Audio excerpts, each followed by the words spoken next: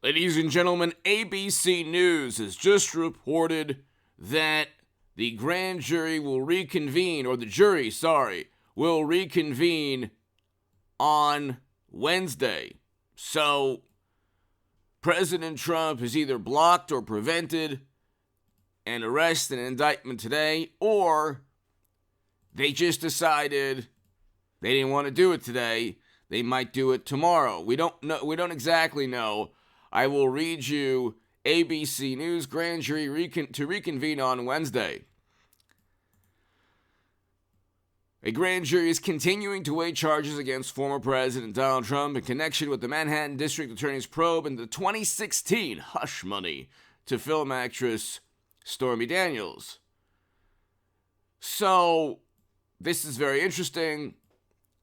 I think that you have either the grand jury saying, okay, do we really want to, is there even a case here? Did this man really commit a crime? So they might actually be looking, they could possibly not indict or arrest Trump because of how absurd this whole thing is.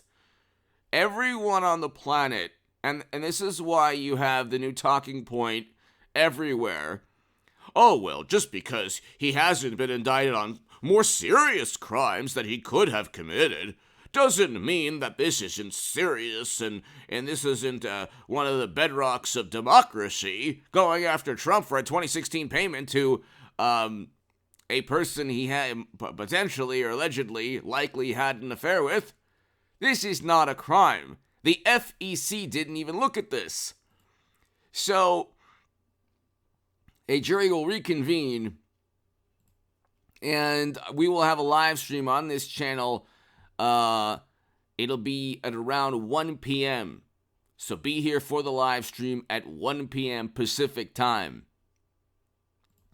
But the FEC, so be here for the live stream at 1 p.m. The FEC did not view this as a crime.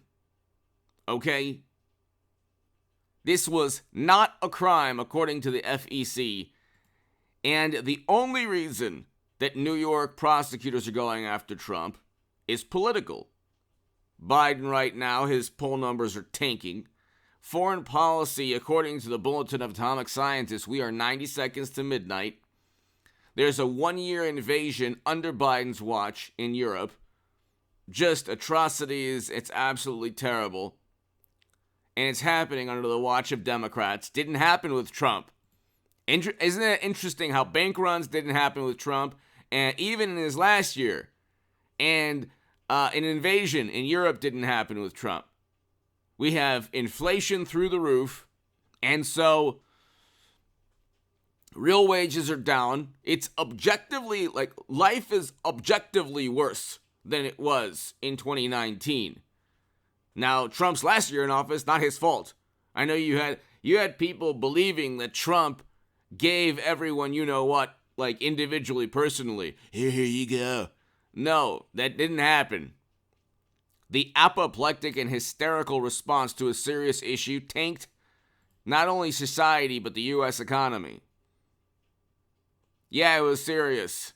But what Democrats did, and media and experts and bureaucrats pushing to shut down economic activity, especially Democratic governors gleefully tanking their states, that was a choice.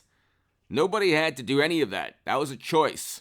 And that was obviously a choice that led to bank runs. First, we had a run on toilet paper. Then we had bank runs. The two go hand in hand. One leads to another. But anyway, you have serious financial issues, and hit subscribe to this channel right now. You have serious foreign policy nightmares. We're heading towards a major stock market crash, and I've been saying that since late 21. Watch the stock market crash playlist. Well, so of course they're going to go after Trump with everything they have.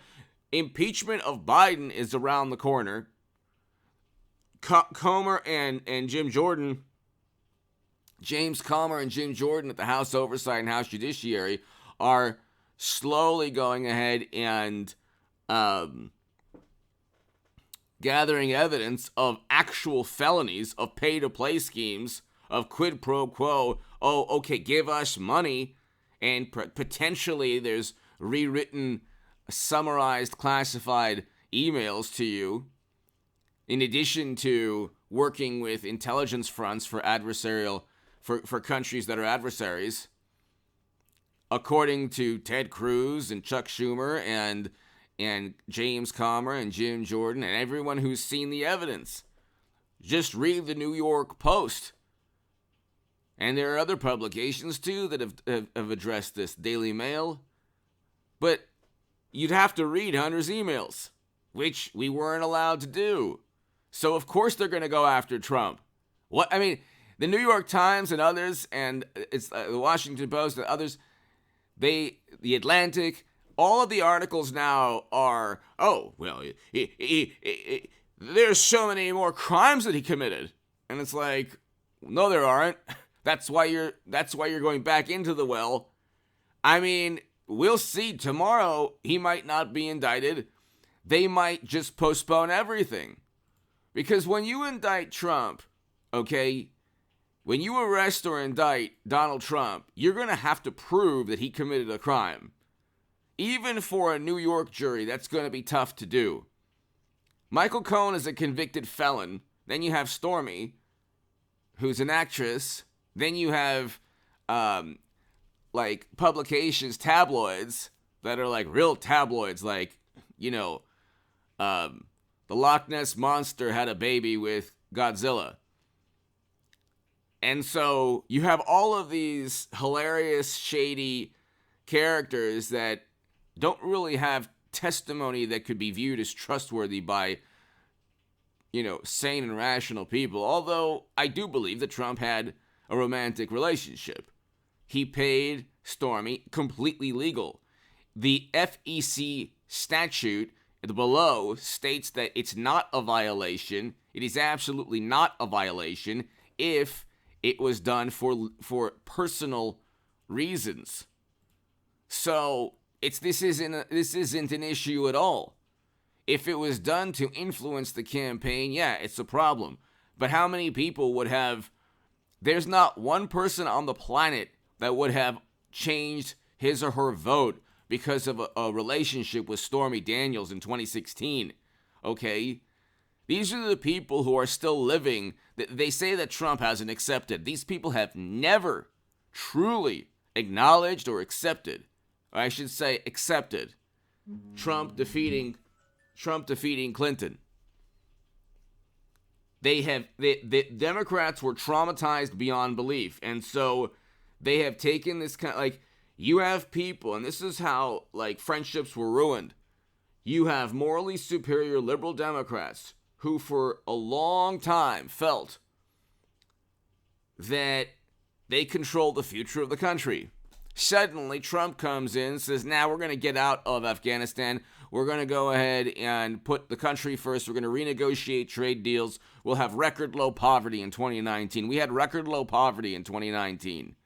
And the media served as an extension of the Democratic Party. They wouldn't let him rest even one day. He never said both sides. He never said that within the context, nor did he even mean that, nor did he even need to. They lied about everything pertaining to Trump's words. They sensationalized everything. He never cleared Lafayette Square. He never got advanced warning of the DNC emails. He never did any of those things. They retracted sheepishly a great many stories after this frenzy, daily frenzy, and they're still at it because he's going to get half the electorate, almost half always. They can't stop Trump because he represents the opposite of the Democratic Party. He does not revere or worship intel agencies. He does not revere or worship media. He does not revere or worship wonderful sensibilities of the morally superior. He represents a true alternative to the Democratic Party. That's why They can try to indict him. They can indict him 50 times. It wouldn't matter. Give me your thoughts below. We had record low poverty under Trump. We'll leave it at that in 2019. And we had a great foreign policy. First president to step foot in North Korea.